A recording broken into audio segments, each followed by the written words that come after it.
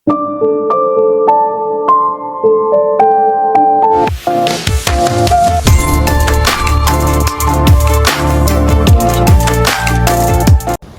Tears, வணக்கம். Welcome back to my channel voice of Vinodhini. இந்த டிராமாவோட அடுத்த 2 எபிசோட் ரிலீஸ் பண்ணியிருக்காங்க. அதை பார்த்துடலாங்க. Episode 7 and 8ங்க. கதைக்குள்ள போறதுக்கு முன்னாடி கடைசி இதோட விட்டுருந்தோம் அப்படின்னா, நம்ம ஹீரோயினுக்கு ஆக்சிடென்ட் ஆயிருக்கிறது நம்ம ஹீரோ சூபினுக்கு தெரிஞ்சு போச்சு. அதனால கொஞ்சம் அவங்கள பாத்துக்கிறாங்க. அது வந்து நம்ம ஹீரோயின் ஜெயாக்கு பிடிக்கல. அவர் ஸ்கூல் கிரவுண்டு கூப்பிட்டு வந்து அந்த கிரவுண்டை சுத்துன்னு ஓடினதுக்கு அப்புறமாக, இதை பாரு, நான் நல்லா தான் இருக்கேன், எனக்கு எதுவும் ஆகல, அதனால இதுக்கப்புறமாக லொகேஷன் பார்க்க போறப்போ இந்த மாதிரி விஷயங்களுக்கெல்லாம் நான் வந்து இதை ஹர்ட் ஆயிடுவேன், எனக்கு உடம்பு சரியில்லாத பேஷண்ட் மாதிரி என்ன ட்ரீட் பண்ணி என்ன விட்டுட்டு போகாத அப்படின்னு சொல்லிட்டு சொல்றாங்க. அப்பவே நம்ம ஹீரோ சுபினுக்கு புரிஞ்சு போச்சு, நம்ம கூட சேர்ந்து இவன் நம்ம கேட்டுக்கிட்டதுக்காக மட்டும் ஒர்க் பண்ணல, இன்னும் அவளுக்குள்ள அந்த ட்ரீம் இருக்கு, அவ டைரக்டர் ஆகணும் அப்படிங்கிற ட்ரீம் இருக்கு அப்படின்னு சொல்லிட்டு ஒரு கிஸ் கொடுத்து, இதோட இவங்க 2 பேரும் ஓகே, இதுக்கப்புறம் நம்ம ஒன்னா ஒர்க் பண்ற ஒரு கொலீக் மாதிரி இருக்கலாம் அப்படின்னு சொல்லிட்டு அங்கிருந்து பிரிகிறாங்க. இவங்களோட முதல் காதலுக்கு ஒரு ப்ராப்பரான பிரேக்கப் கொடுத்த மாதிரி இருக்கு. இதுக்கப்புறம் என்ன நடந்தது அப்படிங்கறத கண்டினியூவா பாத்துடலாங்க. அதுக்கு முன்னாடி என்னோட வாய்ஸ் ஓவர் நரேஷன் ஸ்டோரி எல்லாம் உங்களுக்கு பிடிச்சிருந்ததுன்னா லைக் பண்ணிட்டு பாருங்க. அப்படியே உங்க ஃப்ரெண்ட் அண்ட் ஃபேமிலி கூட ஷேர் பண்ணிக்கோங்க. இது வரைக்கும் யாராவது சப்ஸ்கிரைப் பண்ண பார்த்துட்டு இருந்தீங்கன்னா மறக்காம சப்ஸ்கிரைப் பண்ணிக்கோங்க. இப்போ வாங்க வீடியோக்குள்ள போயிடலாம். ஓகே, இதுக்கப்புறமாக அங்க போயிட்டு ஒர்க் பண்றதுக்கு, ஸ்கிரிப்ட் எழுதுறதுக்கு, டைலாக்ஸ் எழுதுறதுக்கு நம்மளோட ஜெயாக்கு ஒரு மாதிரி இருக்கு. அதனால நான் வந்து ஒர்க் ஃப்ரம் ஹோம் மாதிரி பண்ணிக்கிறேன், நான் வீட்லயே எல்லாத்தையும் எழுதி அனுப்புறேன்னு சொல்லிடுவாங்க. இதை ஜெயாவோட தம்பி கொஞ்சம் சென்ஸ் பண்ணிடுறான். ஏன் சூபினை பாக்குறப்ப டிஸ்டர்ப் ஆகுறியான்னு சொல்லிட்டு கிண்டல் பண்றான். ஆக்சுவலா சூபினும் வந்துட்டு நம்மளோட ஜெயாவை மிஸ் பண்ணதான் செய்யறாங்க. கொஞ்சம் நாளாவே வந்து வரவே இல்லை, எனக்கு ரொம்ப ஒரு மாதிரி அவளை மிஸ் பண்றேன் அப்படின்னு சொல்லிட்டு பக்கத்துல ஒரு குட்டி பாப்பா உட்காந்துட்டு இருக்கு. இந்த பாப்பா யாருன்னா, இவங்க ஸ்கூல் படிச்சப்போ 2 பேர் கல்யாணம் பண்ணிட்டாங்க இல்லைங்களா, இப்ப கூட அந்த அம்மா டாக்டரா இருக்காங்க. கல்யாணம் பண்ணிக்கிட்டீங்களா அப்படிங்கறதே எங்களுக்கு ஆச்சரியமா இருந்ததுன்னு சொல்லிட்டு கூட நம்ம ஹீரோயின் பேசினாங்க இல்லையா, அவங்க குழந்தைதான் இது. அதுக்கப்புறம் அந்த குழந்தையோட அப்பா வந்துடுறாங்க, கூப்பிட்டு போயிருவாங்க. அதுக்கப்புறம் பாட்டிமாவையும் தன்னோட அம்மாவையும் பாக்குறதுக்காக சூபின் வருவாங்க. பாட்டிமாக்கு கொரியன் லாங்குவேஜ் கூட, அவங்களோட சொந்த தாய்மொழி கூட எழுத படிக்க தெரியாதுங்க. அதை வந்து இந்த அம்மா சொல்லி கொடுக்குறாங்க, சூபினோட அம்மா. எங்க அம்மா ரொம்ப கம்ஃபர்டபுளா இருக்காங்க, பாட்டிமாவும் நல்லா இருக்காங்க, 2 பேரும் ஜாலியா இருக்காங்க அப்படின்னு பார்த்துட்டு ரிட்டர்ன் வீட்டுக்கு வர சமயத்துல இவர் வீட்டுக்கு ஒரு கார் நிக்குது. அந்த கார் யாருதுன்னு நல்லாவே தெரியும். வந்துட்டு என்ன ஏதுன்னு கேக்குறாங்க. ஏன்னா இது சூபினோட அப்பா கார் தான். எதுக்கு இங்க நிக்கிறீங்க அப்படின்னு கேட்கறதுக்கு, இந்த மாதிரி உன் அப்பா தான்ப்பா சொன்னாரு, உன் வீட்டுல தான் வந்துட்டு உங்க அம்மா இருப்பாங்க அப்படின்னு சொல்லிட்டு கூப்பிட்டு வர சொன்னாங்க அப்படின்னு கேட்கறதுக்கு, சூபினுக்கு அந்த கோபத்துல, அப்படி என் அம்மாவை வந்து அனுப்பிச்சு வைக்கணும், அவருக்கு என் அம்மாவை பார்க்கணும், என் அம்மா அந்த வீட்டுக்கு வரணும்னா அவரை வந்து கூப்பிட்டு போக சொல்லுங்க, இப்படி நீங்க வரக்கூடாது அப்படின்னு சொல்லிட்டு அந்த காரை போட்டோ எடுத்துக்கிறாங்க. இதுக்கப்புறம் இந்த காரோட வந்து நான் இருக்கிற வீட்டுக்கு மட்டும் நிக்க கூடாது, அப்படி நீங்கன்னா போலீஸ்ல கம்ப்ளைண்ட் பண்ணிடுவேன்னு சொல்றாங்க. பட் பாட்டிமா கூட தான் அம்மா இருக்காங்க அப்படிங்கறத இந்த கார்ல வந்தவரை இன்னும் கண்டுபிடிக்கலங்க. சுபின் தங்கி இருக்கிற வீடு இதுதான். சோ சூபினோட வீட்டுல அவங்க அம்மா இருப்பாங்கன்னு சொல்லிட்டு வந்தாங்க, இங்க நிப்பாங்க. அதுக்கப்புறமாக ஜேடனை வந்து 1 நைட் மட்டும் லவ் பண்ணாலே அந்த பொண்ணையும் காட்டுறாங்க. அந்த டேட்டிங் ப்ரோக்ராம் வந்து ஆரம்பிச்சிருச்சு.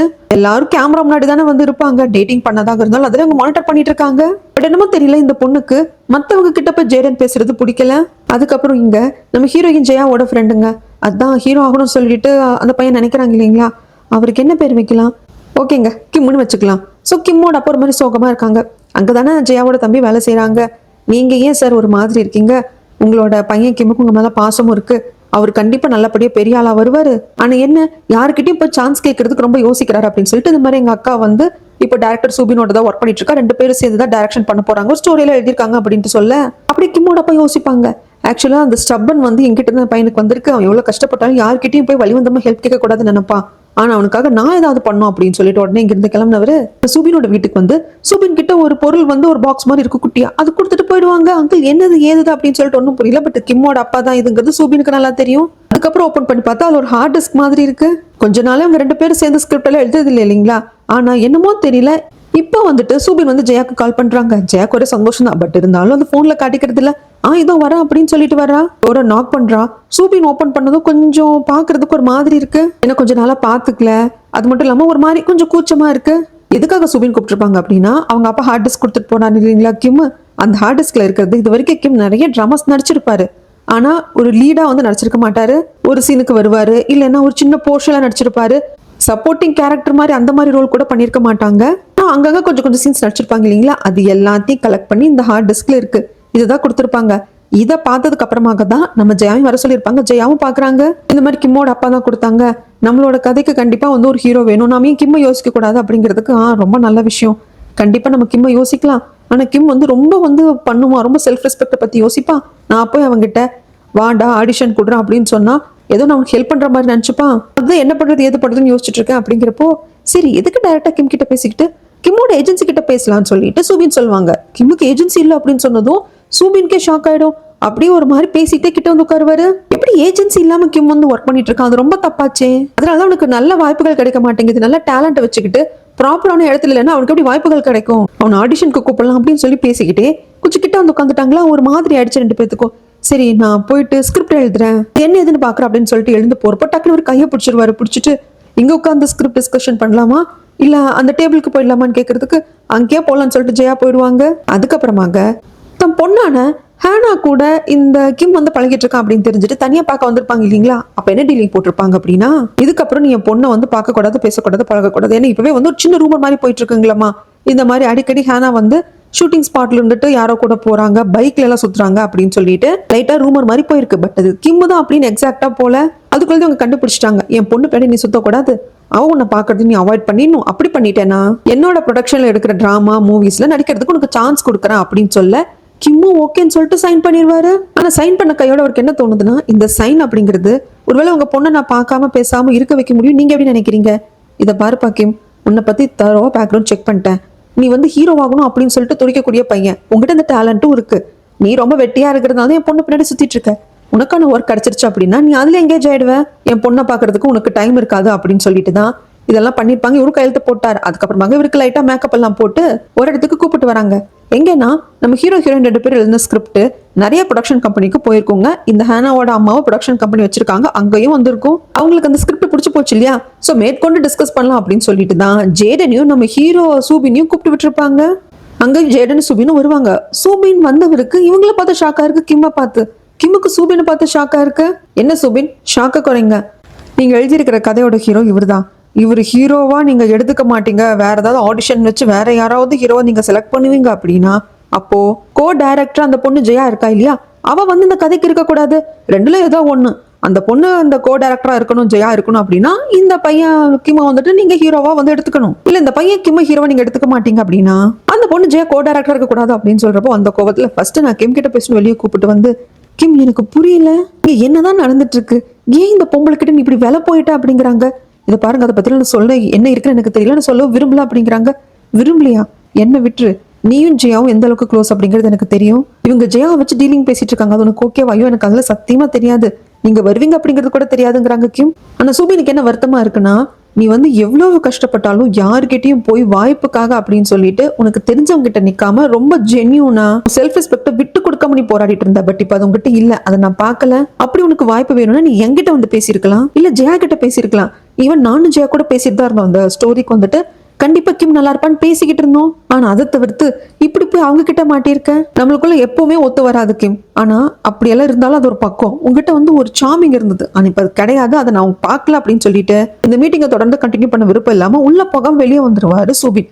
பின்னாடியே ஜெயரன் வந்து என்ன பண்ற அப்படின்னு கேட்கறதுக்கு, ஜெயா வச்சு டீலிங் பேசுறான் அந்த பொம்பளை, அதெல்லாம் ஒத்துக்க முடியாது அப்படிங்கிறப்போ, என்ன ஒத்துக்க முடியாது, இதை பாரு நீ சாதிச்சுட்ட கிம், நீ நிறைய பேருக்கு நீ யாருன்னு தெரியுது, நிறைய அவார்ட்ஸ் வாங்கியிருக்கேன், நீ ஒரு டைரக்டர் அப்படிங்கிற அங்கீகாரத்தையும் அந்த இடத்தையும் பிடிச்சிட்ட, நீ சொல்ற கதையை நம்பி இவர் டைரக்ட் பண்ணா கண்டிப்பா அந்த படமும் டிராமாவும் ஹிட் ஆகும் அப்படின்னு சொல்லிட்டு பணம் போடுறதுக்கு ப்ரொடியூசர்ஸ் எல்லாம் இருக்காங்க. ஆனா ஜெயாவை யோசிச்சு பாரு, ஜெயா எப்போ அவளோட டைரக்டர் அப்படிங்கிற அந்த கனவை நிறைவேற்றிப்பா? இது அவளோட ஃபர்ஸ்ட் வாய்ப்பு, இது அவளோட ஃபர்ஸ்ட் ப்ராஜெக்ட், அதை தூளாக்க போறியா? எத்தனையோ ப்ரொடக்ஷன் கம்பெனிக்கு ஸ்கிரிப்ட் அனுப்பிச்சாச்சு, யாராவது ரிப்ளை பண்ணாங்களா? ஈவன் நீயும் இருக்க, நீயும் ஒரு டைரக்டர் தான், 2 பேரும் சேர்ந்து தான் டைரக்ட் பண்றீங்க, நீ அவார்டெல்லாம் வாங்கின டைரக்டரா இருந்தும் நிறைய ப்ரொடக்ஷன் கம்பெனி வந்து நம்மளுக்கு பணம் கொடுக்கறதுக்கு ஒத்தே வரல, அவங்களுக்கு அதுக்கு முன் வரவே தோணலை. ஏன்னா ஜெயாவோட ஃபர்ஸ்ட் ப்ராஜெக்ட் இது அப்படிங்கிறதுனால. கோ டைரக்டரா இருக்கிற அந்த பொண்ணு ஜெயா அப்படிங்கிற பொண்ணுக்கு என்ன பேக்ரவுண்ட் இருக்கு, இதுக்கு முன்னாடி என்ன அவங்க படிச்சிருக்காங்களா இல்ல ஒர்க் பண்ணிருக்காங்களா, எக்ஸ்பீரியன்ஸ் அப்படின்னு ஒண்ணுமே இல்ல, அதனால தான் அவங்க பணம் போட ரெடியா இல்ல.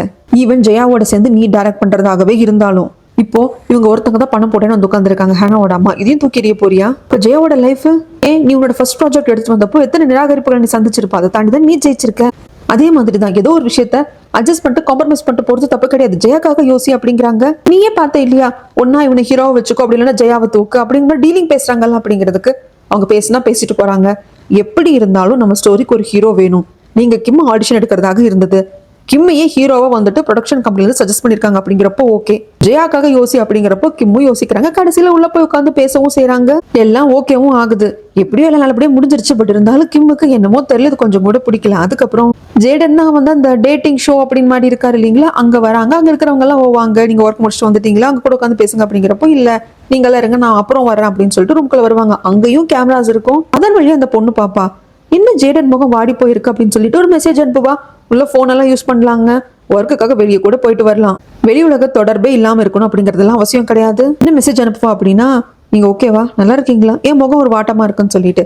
அதை பார்த்ததும் அதை அனுப்புறது இந்த பொண்ணு தான் தெரிஞ்சதும் அப்படியே அங்க இருக்கிற கேமரா எல்லாத்தையும் பார்த்துட்டு ஒரு கேமரா பார்த்து சிரிப்பாரு. இந்த பொண்ணுக்கு தன்னையே பார்த்து ஒரு சிரிக்கிற மாதிரி இருக்கும். இந்த பொண்ணு பதிலுக்கு அப்படியே சிரிப்பா. இங்க சீனை அப்படியே கட் பண்ணா ரூஃப் டாப்ல தான் அவருக்கு வீடு இருக்குங்க. அங்க வரப்போ அங்க வந்து ஹானா வெயிட் பண்ணிட்டு இருக்காங்க. உனக்காக எவ்வளவு நேரம் வெயிட் பண்றது அப்படின்னு சொல்லிட்டு கையை காட்டு அப்படின்னு சொல்லிட்டு இவங்க அந்த சீல் எடுத்துட்டு வந்திருப்பாங்க இவங்க அம்மா கிட்ட. அந்த சீலை வந்து இவர் கையில வைக்கிறாங்க. பாத்தியா கிம், என் அம்மாட்ட இருந்து எடுத்துட்டு வந்துட்டேன்.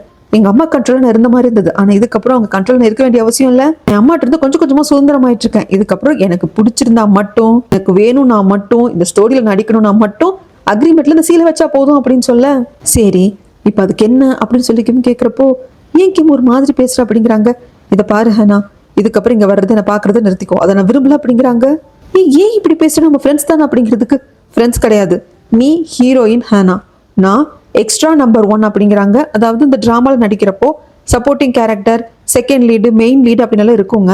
சும்மா ஒரு சீன் 2 சீனுக்கு வர்றவங்க வந்து extra number 1, extra number 2, extra number 3 வச்சிருப்பாங்க. அதுல எக்ஸ்ட்ரா நம்பர் 1 தான் இவரு. இவங்களுக்குள்ள அந்த செட்லயே கொஞ்சம் பழக்க வழக்கம் இருக்கிறப்போ அப்படிதான் ரொம்ப பேசிப்பாங்க. ஹீரோயின் ஹானாவோட எக்ஸ்ட்ரா நம்பர் 1 பேசிட்டு இருக்காங்க அப்படின்னு சொல்லிட்டு அது அவர் அப்ப பெருசா எடுத்துக்கல. இப்ப அதை குத்தி காட்டுறாரு. ஏன்னா அது அவங்க அம்மா கிட்ட கான்ட்ராக்ட் சைன் பண்ணிட்டாங்களே, அதனால இப்படி சொல்லிட்டு கிம் போனதுக்கு அப்புறம் ஹானாக்கு ரொம்ப ஒரு மாதிரி கஷ்டமாயிடுது. அவங்களும் வந்துருவாங்க. இதெல்லாம் பிடிச்சி பண்ணல கிம், ஆனா வேற வழி இல்லாம பண்றாரு. அதுக்கப்புறமாக இந்த மாதிரி நம்ம கதைக்கு கிம் தான் நம்ம ஹீரோவா போட்டிருக்கோம் அப்படின்னு சொல்லிட்டு ஜெயா கிட்ட சூபின் வந்து சொல்றாங்க. அதுக்கு முன்னாடி நடந்த எல்லா விஷயத்தையும் சொல்றாங்க. ஏன்னா ஹானாவோட அம்மா தான் ப்ரொடியூசரா இருக்காங்க, அவங்க தான் வந்து சொன்னாங்க அப்படிங்கிறப்போ ஆக்சுவலா கொஞ்சம் கூட வருத்தமே கிடையாது நம்மளோட ஜெயாக்கு. ரொம்ப நல்லது, கிம் ஹீரோவா நடிக்கிறது ஓகே தான். ஏன் நம்ம கதைக்கு அப்படி ஒரு ஹீரோ தான் வெறும் நாமளே வந்து யோசிச்சிருந்தோம் இல்லையா அப்படின்னு சொல்லிட்டு ரொம்ப சந்தோஷப்படுறாங்க. கிம்மையும் பார்க்க போறாங்க. ஆனா கிம்முக்கு கொஞ்சம் வருத்தமாவும் இருக்கு. ஜெயா கிட்ட மூஞ்சி கொடுத்தே பேச முடியல. ஏன்னா ஹானாவோட அம்மா டீலிங் தானே பேசியிருப்பாங்க, இந்த பையனை ஹீரோவா போடணும் அப்படின்னு நோட் சொன்னேன்னா அந்த ஜெயா பொண்ணு கோ டைரக்டர் இருக்கக்கூடாது அப்படின்னு சொல்லி டீல் பேசினாங்க இல்லையா, அதை பத்தி எல்லாத்தையும் சொல்றாங்க. இதை உங்ககிட்ட சொல்லக்கூடாது அப்படின்னு சொல்லிட்டு சூபின் சொன்னா, ஆனா நான் மனசு கேட்காம உங்ககிட்ட சொல்றேன் அப்படின்னு சொன்னதும் இதெல்லாம் கேட்டதுக்கு அப்புறம் ஒரு மாதிரி ஆயிடுது. தனக்காக எந்த அளவுக்கு சூபின் யோசிச்சிருக்கான், தனக்காக எந்த அளவுக்கு அடுத்தவங்களோட டிமாண்டுக்கு கட்டுப்பட்டு வேலை செய்யறான் அப்படின்னு சொல்லிட்டு கேட்டு புரிஞ்சுக்கிட்டவங்க சூபின் கிட்ட எதுவும் சொல்றது இல்ல. பட் சூபினுக்கு சாப்பிடுறதுக்கு கிம்பப் எல்லாம் வாங்கிட்டு வருவாங்க. இந்த பக்கம் இவங்க கிம்ம தான் காட்டுறாங்க. அவர் ரொம்ப உடஞ்சு போயிருக்காரு. ஏன்னா கடைசியா அந்த மீட்டிங் எல்லாம் முடிச்சுட்டு போறப்போ அப்பா என்ன வந்து பாத்திருந்தாரு, இது எனக்கு கொடுத்தாரு அப்படின்னு சொல்லிட்டு அந்த ஹார்ட் டிஸ்க கொடுக்குறாங்க. அதை பிளே பண்ணி பார்த்த கிமுக்கு கஷ்டமா இருக்கு. ஏன்னா ஒவ்வொரு டிராமால ஒவ்வொரு சீன் எல்லாத்தையும் தனித்தனியா எடுத்து வச்சிருக்காரு. ரொம்ப அழுகழுகியா வருது. நம்மளுக்காகனே இருக்கிறாங்க, எத்தனை பேர் நம்ம கஷ்டப்படுத்திருக்கோம் அப்படின்னு சொல்லிட்டு இந்த மூவி வாய்ப்பு கிடைச்சிருக்கு இல்லைங்களா, அதை அப்பாட்ட ஃபோன் பண்ணி சொல்றாங்க. அவரும் ரொம்ப ஹாப்பியா ஃபீல் பண்றாரு. இந்த பக்கம் ஹானா, அவ்வளவுதான் நம்மளோட சீல் நம்மளுக்கு கிடைச்சிருச்சு, இதுக்கப்புறம் இந்த வீட்டுல தங்க வேண்டாம், வீட்டை விட்டு வெளியே போய் தங்கிக்கலாம், தன் கூட செக்ரட்டரியா இருக்கிற பொண்ணோட வீட்லயே பொழுதுக்கு தங்கிக்கலாம் அப்படிங்கிற முடிவும் எடுத்துட்டாங்க. பேக் பண்ணிட்டு வெளியும் வந்துட்டாங்க. அப்பா கரெக்டா ஹானாவோட அம்மா வந்துருவாங்க. என்ன ஏது, உனக்கு வந்து அமெரிக்கால ஷூட்டிங் இருக்கு, பட் அது நெக்ஸ்ட் வீக் தானே அப்படிங்கிறப்போ, அம்மா கான்ட்ராக்ட் கண்டினியூ ஆனதான் நெக்ஸ்ட் வீக், அதை நான் கேன்சல் பண்ணிடுவேன். ஏன்னா இப்போ என்கிட்ட என்னோட சீல் இருக்கு, வேணும்னா கான்ட்ராக்ட் போட்டுப்பேன், வேணா கேன்சல் பண்ணிப்பேன் அப்படிங்கிறப்போ, சும்மா இந்த மாதிரி எல்லாம் விளையாடாத, உனக்கு ஒன்றும் டீனேஜ் வயசு கிடையாது, ஏன் திடீர்னு டீனேஜ் பொண்ணு மாதிரி நடந்துக்கிற, அதுக்கு காரணம் கிம்மான்னு கேட்கறதுக்கு, அம்மா கிம்மா பத்தி உனக்கு எப்படி தெரியும், இப்போ உனதை பாத்தியா பேசினேன் அப்படிங்கிறதுக்கு, இதை பாரு நான் உன் அம்மா, என்ன மீறி உன்னால எதுவுமே பண்ண முடியாது, என்ன மீறி இந்த உலகத்துல எந்த மூளைக்கும் போக முடியாது, அதை ஃபர்ஸ்ட் நீ புரிஞ்சுக்கோ. 2 நாள் வெளியே போயிட்டு ஏதோ பிக்னிக் போற மாதிரி நினைச்சிட்டு போயிட்டு நிம்மதியா இருந்துட்டு வா, அதை தவிர்த்து வேற எதுவும் பண்ணணும்னு நினைக்க, அதை பண்ணவும் விட மாட்டான் அப்படின்னு சொல்லிட்டு செக்ரட்டரி பொண்ணு கிட்ட சொல்றாங்க. 2 நாளைக்கு என் பொண்ணு ஹானாக்கு என்னென்ன செலவானாலும் உங்ககிட்ட நான் என்னோட கார்டு கொடுத்துருக்கேன், அதை வச்சு பண்ணிக்கோ, அண்ட் தென் என் பொண்ணுக்கு அதிக ஸ்வீட் கொடுத்துட்டு அதை வெயிட் போட்டுருவா அப்படின்னு சொல்லிட்டு 2 நாளைக்கான ஷூட்டிங் எல்லாம் கேன்சல் பண்ண சொல்லி மேனேஜருக்கு கால் பண்ணி சொல்லிட்டு வருவாங்க. அம்மாவை வந்து தன்னால மீறவே முடியலையே அப்படின்னு சொல்லிட்டு பயங்கர கோவம் வரும் ஹானாக்கு. ஹானா இப்படி வெளியே வர்றதுக்கான முதல் காரணம் என்னன்னா, ஹானாவா படிச்சு ஒரு ஸ்கிரிப்ட் பிடிச்சு போய் நடிக்கணும்னு ஆசைப்பட்டது. நம்ம ஹீரோ ஹீரோயின் 2 பேருமே எழுதின அந்த ஸ்கிரிப்ட் தான். இவங்க சீல் எடுக்கிறதுக்காக அவங்க அம்மா ஆஃபீஸ் ரூமுக்கு போனப்போ அங்கதான் ஸ்கிரிப்ட் கிடைச்சிருக்கும். அது பிடிச்சி போச்சு. அந்த மூவில தான் ஹீரோயினா நடிக்கணும்னு ஆசைப்படுறாங்க. அதுக்காக கோ டைரக்டர் இருக்கக்கூடிய நம்ம ஹீரோயின் ஜெயாவை பாக்குறாங்க. அவங்கள தனியா கூப்பிட்டு பேசவும் செய்யறாங்க. அவங்களும் ஓகே, நான் அந்த கதை எழுதினப்போ பெருசா இவங்க நடிச்சா நல்லா இருக்கும், அவங்க நடிச்சா நல்லா இருக்கும்னு எனக்கு தோணல, பட் இப்போ அந்த ஸ்கிரிப்ட்ல நான் எகெயின் ஒர்க் பண்ணப்போ எனக்கு தோணுது நீங்க நடிச்சா நல்லா இருக்கும்னு சொல்லிட்டு, அதுவும் நீங்களே வந்து கேட்கிறப்போ எனக்கு ஹாப்பியா தான் இருக்கு, கண்டிப்பா இப்ப நாங்க ஆடிஷன் எல்லாம் எடுக்க போறப்ப நான் வந்து சொல்றேன், நீங்க வந்து ஏதாவது அந்த டைலாக் எல்லாம் கொஞ்சம் வந்து பார்த்து மனப்பாடம் பண்ணிக்கோங்க, கொஞ்சம் ஹோம்ஒர்க் பண்ணுங்க, நடிச்சு காட்டவும் செய்யுங்க, அப்பதான் நல்லா இருக்கும் அப்படின்னு சொல்றாங்க. அதே மாதிரி ஹீரோயின் ஆடிஷனுக்காக நிறைய பேர் வந்து வெயிட் பண்ணிட்டு இருக்காங்க. அப்போ நம்மளோட ஜெயா வந்து மெசேஜ் பண்ணுவாங்க, இப்ப வாங்க கரெக்டா இருக்கும்னு சொல்லிட்டு. ஹேனா ஜஸ்ட் டைலாக்ஸ் மட்டும் ரிஹர்சல் பண்ணிட்டு வந்திருக்க மாட்டாங்க, கெட்டப்பே அப்படி போட்டு வருவாங்க. வந்து அவங்க பாட்டுக்கு பர்ஃபார்ம் பண்ண இதெல்லாம் என்ன ஏது அப்படின்னு சொல்லிட்டு தான் கேட்பாரு. சூபினுக்கு புரியாது என்ன அப்படின்னா, என்ன ஜெயா போயிட்டு ரொம்ப அப்ரிஷியேட் பண்றாளே அப்படின்னு சொல்லிட்டு, ஜெயா டைரக்டர், நீங்க டைரக்டர் வந்து உட்காருங்க அப்படின்னு சொல்றாங்க. சூபின் கேட்பாங்க, நீங்க நடிச்சு காட்டினீங்க, ஒரு சீன் நடிச்சு காட்டினீங்க அப்படிங்கிறதுக்காக எப்படிங்க உங்களை வந்து ஹீரோயினா செலக்ட் பண்ண முடியும் இந்த மூவிக்கு அப்படிங்கிறப்போ, இல்ல அடுத்த சீன் எனக்கு தெரியும், நான் மொத்த ஸ்கிரிப்டே படிச்சிட்டேன், நான் எல்லாத்தையுமே நடிச்சு காட்டுறேன் அப்படிங்கிற சமயத்துல அதெல்லாம் வேண்டாம், நடிச்சு காட்டுறது அப்படிங்கிறது யாரு வேணாலும் பண்ணலாம், அது இல்லாம நீங்க பல வருடமா ஹீரோயினாவே நடிச்சிட்டு இருக்கீங்க, அது உங்களுக்கு ஈஸியா வரும், ஆனா எங்க கதைக்கு பொருத்தமானவங்க நீங்க இல்ல அப்படிங்கிறப்போ இந்த ஸ்கிரிப்ட் எனக்கு ரொம்ப பிடிச்சிருக்கு, ப்ளீஸ் என்னை எடுத்துக்கோங்க. ஏன்னா இது வரைக்கும் என்னோட லைஃப்ல நடந்தது எல்லாமே என் அம்மாவோட கட்டுப்பாட்டுல தான் இருந்தது, அவங்களுக்கு பிடிச்சது, அவங்களுக்கு எது வேணும், அவங்களுக்கு எது செய்யணும் அப்படின்னு அவங்க நினைக்கிறாங்களோ அதான் நடந்தது அப்படின்னு பேச நம்ம சூபினுக்கு அப்படி இவர் லைஃப் ஞாபகம் வருது. ஏன்னா இவரோட லைஃப் அப்படிதான் இருந்தது, நம்ம ஜெயாவை பாக்குற வரைக்கும். அதுக்கப்புறம் தானே தானும் டைரக்டர் ஆகணும் அப்படிங்கிற கனவே அவருக்கு வந்தது. சோ கிட்டத்தட்ட இந்த பொண்ணு ஹானாவோட வாழ்க்கையும் அப்படியே இருக்கிற மாதிரி இருக்கு. என் அம்மாவோட விருப்பத்தை மீறி என் அம்மா கிட்ட எதை பத்தியும் டிஸ்கஸ் பண்ணாம அவங்களோட இன்ஃபுளுன்ஸ் எதுவுமே இல்லாம முதல் முறையா நான் ஆடிஷன் கொடுக்க வந்திருக்கேன். பொதுவா பெரிய ஹீரோயின்ஸ் வந்து ஆடிஷன் கொடுக்க போக மாட்டாங்களாமாங்க. இந்த கதாபாத்திரம் உங்களுக்கு சூட் ஆகும்னு சொல்லிட்டா அவங்களே வந்து அதான் டைரக்டர் இல்ல ஸ்கிரீன் பிளே எழுதினவங்க ரைட்டர் முடிவு பண்ணிட்டாங்க அப்படின்னா ஸ்கிரிப்ட் அனுப்பிச்சிருவாங்களாமா. இப்படி ஆடிஷன் கொடுக்க மாட்டாங்க. பட் நான் ஆடிஷன் கொடுக்க வந்திருக்கேன் அப்படின்னா இதுதான் என்னோட ஃபர்ஸ்ட் படம் தான் நான் நினைக்கிறேன். நான் புதுசா பிறந்த மாதிரி நினைக்கிறேன். என் அம்மாவோட எந்த ஒரு தங்கு தடையும் இல்லாம நான் வந்து ஸ்கிரிப்ட்ல ஒர்க் பண்ணணும்னு நினைக்கிறேன். ப்ளீஸ் புரிஞ்சுக்கோங்க. அது மட்டும் இல்லாம இல்ல இந்த ஸ்கிரிப்ட்ல வர அந்த ஹீரோயின் கேரக்டருக்கு நீங்க இன்னும் உங்களை மேம்படுத்திக்கணும், நீங்க ஹோம்ஒர்க் பண்ணணும், அதையும் சொல்லுங்க நான் பண்றேன் அப்படின்னு சொல்றாங்க. இதெல்லாம் கேட்டதுக்கு அப்புறம் நம்ம சூபினுக்கு தான் ஒரு மாதிரி இருக்கு இல்லையா. சரி கொஞ்ச நேரம் வெளியே வெயிட் பண்ணுங்க ஹேனா, நாங்க பேசிட்டு சொல்றோம் அப்படிங்கிறாங்க. எல்லாம் பேசினதுக்கு அப்புறம் ஹேனாவை பார்க்க வராங்க. இந்த கதையோட கதாநாயகி நீங்க தான் சொல்றப்ப ஹேனாக்கு சந்தோஷமா இருக்கு.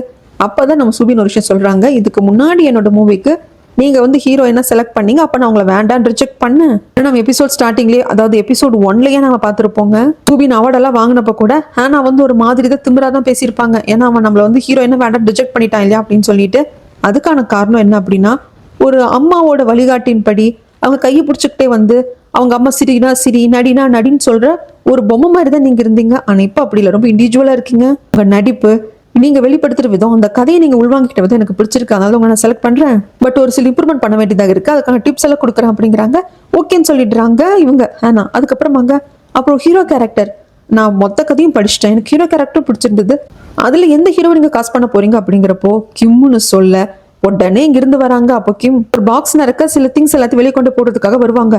ஹேனாவை பார்த்தது நான் தான் வர வேண்டாம்னு சொன்னேன்ல ஹேனா அப்படின்னு ஹேனா அப்படியே லைட்டா தள்ளி விடுவாங்க. அந்த பாக்ஸே கீழே விழுந்துரும். என்ன ஹேனா பண்ற அப்படிங்கிறதுக்கு, இந்த கதையில நீ நடிக்கிறதானே, அதுவும் என் அம்மா கூட நீ கான்ட்ராக்ட் போட்டிருக்க, அம்மாவோட ப்ரொடக்ஷன் கம்பெனி மூலியமாக என் அம்மா தான் உனக்கு ஏஜென்சி அதுக்கப்புறம் செயல்பட போறாங்க, ஏன் இதெல்லாம் பண்ண அப்படின்னு கேட்கறதுக்கு ஆமா பண்ண, இன்னும் அம்மா கூப்பிட்டாங்க, உன் கூட பழகக்கூடாது, உனக்கு காதலிக்க கூடாது, அதுக்கு சைன் பண்ண சொன்னாங்க, அதுக்கு வந்து டீலிங் பேசினாங்க, எனக்கு லாபமாக தான் பட்டது, ஓகேன்னு பட்டது, கையெழுத்து போட்ட அப்படிங்கிறாங்க.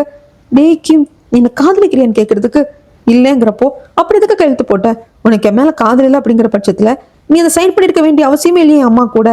ஆமா அவசியம் இல்லை, ஆனா உங்க அம்மா நம்புறாங்க, ஒரு வேலை ஃபியூச்சர்ல நம்ம காதலிச்சிருவோமோன்னு சொல்லிட்டு அவங்களுக்கு அந்த பயம் இருந்தது. அந்த பயத்தை நான் பயன்படுத்திக்கிட்டேன், இதுல தப்பு எனக்கு எதுவும் தோணல, அது தேவையில்லாம சீன் போடாத அப்படிங்கிறப்போ உடஞ்சு போயிடுறா ஹேனா. அண்ட் தென் இவ தள்ளி விட்டப்போ அந்த பாக்ஸ் கீழே விழுந்திருக்கும் இல்லைங்களா, அதுல ஃபர்ஸ்ட் ஒரு ஆட் ஷூட் பண்ணப்போ கிம்மோட எடுத்துக்கிட்ட போட்டோ அங்க இருக்கு, அதையும் சேர்த்துதான் ஒரு வீசா வந்திருக்காரு அப்படின்னு தெரியறப்போ இன்னும் உடஞ்சு போயிடுறா. ஒன்னும் சொல்லாம கண் கலங்க அங்கிருந்து வந்துருவா. அதுக்கப்புறம் சூபினோட வீட்டுக்கு வந்துட்டு கிம் வருவாங்க. ஏன்னா ஸ்கிரிப்ட் எல்லாம் படிக்கணும், அடுத்த ஷூட்டிங் போறதுக்கு முன்னாடி ஸ்கிரிப்டை நல்லா படிக்கணும், டிஸ்கஷன் எல்லாம் வந்துருக்கணும் இல்லையா, அதுக்காக வராங்க. அங்க வரப்போ ஏற்கனவே அங்க ஹேனா இருக்காங்க. இவங்க 2 பேரும் பேசிக்கிறப்போ நம்ம சூபினுக்கும் சரி ஜெயாவுக்கும் புரியுது, இவங்க 2 பேருக்குள்ள என்னமோ இருக்கே அப்படின்னு சொல்லிட்டு. அது லவ்னும் சொல்ல முடியாது, ஹேட்டுன்னு சொல்ல முடியாது, ரெண்டும் கலந்த ரிலேஷன்ஷிப்பா இருக்கு அப்படின்னு புரியுது. கடைசியில் ஹேனாவே ஒத்துக்கிறாங்க, ஆமா இவனுக்கு ஒரு காலத்துல ஃப்ரெண்டா இருந்தான், அதெல்லாம் பாஸ்ட் அப்படின்னு சொல்லிடுறாங்க. இப்படி உங்க ஸ்கிரிப்ட் எல்லாம் படிச்சுட்டு போனதுக்கு அப்புறமாக நம்ம சூபின் கிட்ட ஜெயா சொல்லுவாங்க, இவங்க 2 பேருக்குள்ள என்னமோ இருக்கு, அது லைட்டான காதல், நல்ல ஃப்ரெண்ட்ஷிப், ஆனா இப்ப அது இல்லை அப்படிங்கிற மாதிரி தெரியுது. ஏன்னா ஹேனாவோட அம்மா கிட்டேயே வந்துட்டு இவன் சைன் பண்ணியிருக்கான் கான்ட்ராக்ட்ல கிம், அதனால என்னமோ ஒண்ணு இடிக்குது. இங்க இப்போ வந்து ஃப்ரெண்ட்ஷிப்லயும் இல்ல, லவ் அப்படிங்கிற விஷயமா உங்களுக்குள்ள இல்ல. ஏன்னா ரியல் லைஃப்ல அது என்னமோ ஒரு மாதிரி கொலாப்ஸ் ஆகி 2 பேரும் ஒரு மாதிரி ஒரு வெறுப்புல இருக்காங்க. இப்படி 2 பேரும் ஒருத்தர் மேல சின்ன சின்ன வெறுப்பு இருக்கு. இது வந்து நாளைக்கு ஆன் ஸ்கிரீன்ல எப்படி இருக்கும், ஏன்னா ஹீரோ ஹீரோயின்னா உள்ள கெமிஸ்ட்ரி ஒர்க் அவுட் ஆகணும், அவங்க கண்ணே வந்து அவ்வளோ கதை பேசணும், ரொமான்ஸ் எல்லாம் இருக்கணும், ஒத்து வருமா அப்படின்னு கேட்கறப்போ எனக்கு என்னமோ ஒத்து வரும் தான் தோணுது அப்படின்னு சுபின் சொல்லுவாங்க. அப்ப ஜெயா டக்குன்னு வாய் தவறி நான் கூட காலேஜ் படிச்சப்போ ரிலேஷன்ஷிப் இருந்தது அப்படின்னு சொல்ல, என்னது காலேஜ் படிச்சப்போ ரிலேஷன்ஷிப்பா? ஜெயா ஆமா, ஏன் நீ டேட் பண்ணலையா யாரையும் அப்படின்னு கேட்க, நான் பண்ணலையே நீ பண்ணியான்னு கேட்க, அது காலேஜ் படிக்கிறப்ப எல்லாரும் பண்ணுவாங்களா, அதான் நான் பண்ணலன்னு சொல்றேன்ல, சொல்லு ஜெயா அது யாரு என்னன்னு கேட்க, ஜெயா அது சொல்ல மாட்டேன்றாங்க. சரி நீ சொல்லாட்டாலும் பரவாயில்ல, ஆனா இப்போ அந்த பர்சனுக்கு உனக்கு எதுவும் இல்லையா, அது போதும் எனக்கு அப்படின்னு அது ரொம்ப ஈஸியா எடுத்து பாரா சுபின். ஜெயாக்கு ஒரு மாதிரி ஆயிடும். இதை பாரு சுபின், என்னை பொறுத்த வரைக்கும் உன்னோட மனசு அப்படிங்கிறது என்னை பொறுத்த வரைக்கும் ரொம்ப பெருசா இருக்கு. எனக்கு வந்து அது ரொம்ப ரொம்ப பெரிய விஷயமா இருக்கு. அந்த அளவுக்கு டிசர்விங்கா அப்படின்னு கூட எனக்கு தெரியல. எனக்கு கிம் என்கிட்ட சொன்னான், கிம் ஹீரோவா இந்த மூவில போடல அப்படின்னா கோ டைரக்டரா இருந்து என்ன தூக்கும்படி ஹேனாவோட அம்மா வந்து சொன்னதாக சொன்னான். ஆனா நீ என்ன விட்டு கொடுக்காம ஓகே பரவாயில்ல நான் கிம்மே ஹீரோவா போடுறேன் அப்படின்னு நீ சொல்லியிருக்க. இது ஒன்றும் பெரிய விஷயம் கிடையாது. நம்ம ஏற்கனவே கிம் ஆடிஷன் எடுக்கலான்னு பார்த்துட்டு தானே இருந்தோம் அப்படின்னு சொல்லிட்டு சுபின் சொன்னாலும், நீ என்ன சமாதானம் சொன்னாலும் எனக்கு நல்லாவே புரியுது. எனக்காக தான் இவ்வளவு பண்றேன், எனக்காக மட்டும்தான் பண்றேன், எனக்கு நல்லா புரியுது. இதுக்கெல்லாம் டிசர்விங்கா அப்படின்னு சொல்லிட்டு எனக்கு தெரியல. நம்ம 2 பேரோட லைஃப்ல நிறைய நடந்ததுதான். அதுக்கு நம்ம ஒருத்தரை மாத்தி பிளேம் பண்ணிக்க முடியாது. ஆனா பிளேம் பண்ணிக்கவும் செஞ்சிருக்கோம். ஹைஸ்கூல் படிச்சப்போ உன்னை பார்த்ததான் நான் லைஃப்ல பண்ணது தப்பு, நான் ரெக்ரெட்டா ஃபீல் பண்றேன் அப்படின்னு சொன்னேன். ஆனா இல்ல, இப்போ உன்னை பாக்குறப்போ அந்த ஹைஸ்கூல்ல நம்மளுக்குள்ள இருந்த அந்த காதல் தான் எனக்கு தெரியுது அப்படின்னு சொல்ல, டக்குன்னு சுபின் கிஸ் பண்ணிடுவாங்க. ஒரு முத்தத்தால முடிஞ்சு போன முதல் காதலை இன்னொரு முத்தத்தால மொத்தமா தொடங்கி வைக்கிறாங்க. அதுக்கு அடுத்த சீன்ல அந்த மூவி எல்லாம் வந்து பீரியாடிக் மூவிங்க, அதனால அதுக்கேற்ற மாதிரி எல்லாம் செட் போட்டிருக்காங்க. அந்த செட்டுக்கு நம்மளோட ஜெயா வந்து சுபின் கூப்பிட்டு வருவாங்க. எப்பவுமே செட்ல வாக் பண்றப்போ ஜாக்கிரதையா வாக் பண்ணு, சின்ன ஒயரா இருந்தா கூட டிஸ்டர்ப் பண்ணிடக்கூடாது. அப்படிதான் தெரியாத நம்ம தட்டி விட்டுட்டாலோ இல்ல டிஸ்டர்ப் ஆயிட்டாலோ பெரிய டிசாஸ்டரே ஆயிடும். அந்த ஒயர் எதோட போய் கனெக்ட் ஆயிருக்கு அப்படின்னு நமக்கு தெரியவே தெரியாது அப்படின்னு சொல்லிட்டு, இங்க பாரு ஜெயா இங்க வந்து உட்காரு அப்படிங்கிறாங்க. ஏன்னா ஒரு செகண்ட் வந்து ஜெயா கண்ணு மூடி அப்படியே யோசிச்சு பார்ப்பாங்க, நம்ம எழுதின கதை எப்படியெல்லாம் வந்து படமாக போகுதுன்னு சொல்லிட்டு. சுபின் எங்க கூப்பிடுறாங்க அப்படின்னா டைரக்டர் அப்படின்னு சொல்லிட்டு பேர் போட்டிருக்கிற அந்த சேர்ல உட்காரதான் கூப்பிடுறாங்க. 2 சேர் இருக்கு, ஒன்னு சுபினுக்கு ஒன்னு ஜெயாக்கு. அது 2 பேர் உட்காந்துக்கிறாங்க. இதுதான் ஜெயாவோட கனவு. கண்ணை மூடி இந்த கனவு நனவானதை நினைச்சு ரொம்ப சந்தோஷப்படுறான். இங்க எபிசோட் 7 கம்ப்ளீட் ஆகுதுங்க. இதுக்கப்புறம் எபிசோட் 8. ஒரு சின்ன பதட்டம் இருக்குங்க ஜெயா கிட்ட. கொஞ்சம் பதறா, ஒரு கமாண்டிங்கா இருக்கணும் இல்லைங்களா டேரக்டர் அப்படின்னா, அதனால கொஞ்சம் பதட்டம் இருக்கு. ஆனா பக்கத்துல இருந்து சுபின் தான் பாத்துக்கிறாங்க. அதுக்கப்புறம் ஷூட்டிங்கும் ஸ்டார்ட் ஆகுது. 2 பேரும் ரொம்ப நல்லா நடிக்கிறாங்க. ஆனா அங்க வந்து ஹேனாவோட அம்மா கத்துன்னு கத்துறாங்க, ரெடி பண்ணிட்டு இருக்க வான்னு சொல்லிட்டு. உடனே அங்க இருந்து சுபின் வந்து, என்ன சீன் கிரியேட் பண்றீங்களா, இங்க இருக்கிற எல்லார்கிட்டையும் கேமராஸ் இருக்கு, இங்க இருக்கிற எல்லாரும் எல்லாத்தையும் பார்த்துட்டு இருக்காங்க, உங்க பொண்ணை பத்தி தப்பு தப்பா பேசுறதுக்கு நீங்களே வழிவகுத்து கொடுக்குறீங்க, தேவையில்லாத ரூமரை நீங்களே கிரியேட் பண்றீங்க அப்படின்னு நமக்கு என்ன பண்றதுன்னு தெரியல. ஹலோ கைஸ், இது ஜஸ்ட் பிராங்க், என் பொண்ணோட ஃபர்ஸ்ட் டே ஷூட்டிங் இல்லையா, இந்த மாதிரி சில விஷயங்கள் பண்ணலாம் அப்படின்னு சொல்லிட்டு நாங்க பிளான் பண்ணி வச்சிருந்தோம். அதனாலதான் வந்து நான் இப்படி பண்ணேன். இங்க இருக்கிற எல்லாருக்கும் வந்து நான் பிராண்டடான அந்த ஜர்க்கின் வந்து நான் கொண்டு வந்திருக்கேன், அது எல்லாமே இருக்கு, உங்களுக்கு இதை வந்து கிஃப்டா கொடுக்கலாம் அப்படின்றத வந்து அதுக்கு முன்னாடி ஒரு சின்ன பிராங்க் மாதிரி பண்ணி ஒரு ஷாக் கொடுத்துட்டு அப்புறம் கொடுக்கலான்னு பண்ணா அப்படின்னு சொல்லிட்டு எப்படியோ இந்த அம்மா சமாளிச்சிருது. தம் பொண்ணு தான் ஹீரோயினா நடிக்கிறேன், அது கிம் கோட் அப்படிங்கிறது இந்த அம்மாக்கு இந்த செட்டுக்கு வந்ததுக்கு அப்புறம் தான் தெரியுது. அதுக்கப்புறம் மேனேஜர் கொண்டு வராங்க, எல்லாருக்கும் ஜாக்கெட்ஸ் இருக்கு வந்து வாங்கிக்கோங்கன்னு சொல்றாங்க. நம்ம சுபின் சொல்றாங்க எல்லாரும் ஜாக்கெட்ஸ் போய் வந்து கலெக்ட் பண்ணிக்கோங்க, ஒரு சின்ன பிரேக் அப்படின்னு சொல்லிடுறாங்க. அதுக்கப்புறம் எல்லாரும் ஜாக்கெட் வாங்கி போட்டுக்கிட்டு நல்லா இருக்கேன் அப்படின்னு சொல்லிட்டே இருக்கிறப்போ ஒருத்தர் சொல்றாங்க, அந்த அம்மா பண்ணது பயங்கர பிராங்க்ப்பா அப்படின்ட்டு. பிராங்க் எல்லாம் உண்மைதான் அப்படிங்கிறாங்க. ஏன்னா இந்த மாதிரி ஒரு மூவி டிராமால எடுக்கிறப்போ பெரிய மைக் மாதிரி வச்சிருப்பாங்க இல்லைங்களா, அது வந்து அவங்க லைவா பேசுறது எல்லாத்தையும் கேப்சர் பண்ணிக்கிட்டே இருக்கும். பக்கத்துல போய் சுபின் வந்து ரொம்ப அமைதியா பேசியிருப்பாங்க. அது கிம்முக்கு அதுக்கப்புறம் ஹேனாக்கு கேட்கறதுக்கு வாய்ப்பு இருக்கு, ஆனா மத்தவங்களுக்கு கேட்க வாய்ப்பு இருக்கு. அது எனக்கு கொஞ்சம் டிஸ்டன்ஸ்ல இருக்காங்க. ஆனா இந்த மைக் அங்க ஆஃப் ஆகாம இருந்ததுனால அவங்க பேசுறது இவர் கேட்டுட்டாரு. அந்த வகையில அந்த ஹேனாவோட அம்மா பிராங்க் எல்லாம் பண்ணல, பயங்கர ஷாக்கிங்ல தான் வந்திருக்கா. அவங்க பொண்ணு நடிக்கிறது பிடிக்கல. இந்த கிம்முக்கும் அந்த பொண்ணு ஹேனாக்கு என்னமோ இருக்கு. கொஞ்சம் விட்டுருந்தா ஷூட்டிங்கே கேன்சல் ஆயிருக்கும். ஷூட்டிங் கேன்சல் ஆகுறது என்ன, இந்த படமே டிராப் ஆனாலும் ஆயிருந்திருக்கும்.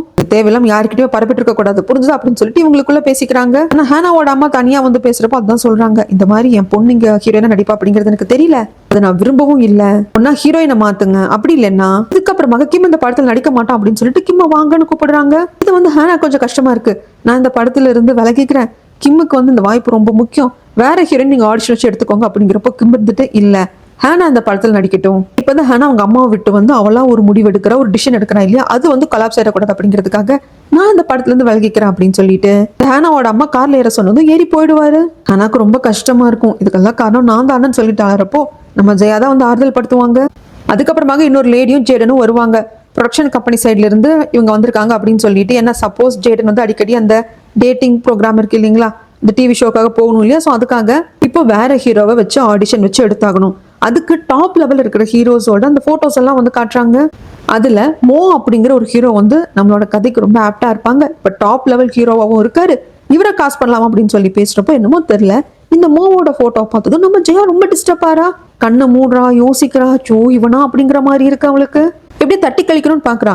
இவர் ஆல்ரெடி பிஸியான ஹீரோ தானே, நிறைய மூவி டிராமாஸ்ல நடிச்சிட்டு இருப்பாரு இல்லையா, எப்படி நம்ம கதைக்கு அவர் வந்து நடிக்க முடியும் அப்படின்னு சொல்லிட்டு கட் பண்ணி விடுறதுக்கே பாக்குறா. அதை கொஞ்சம் சென்ஸ் பண்றாரு சூபின்.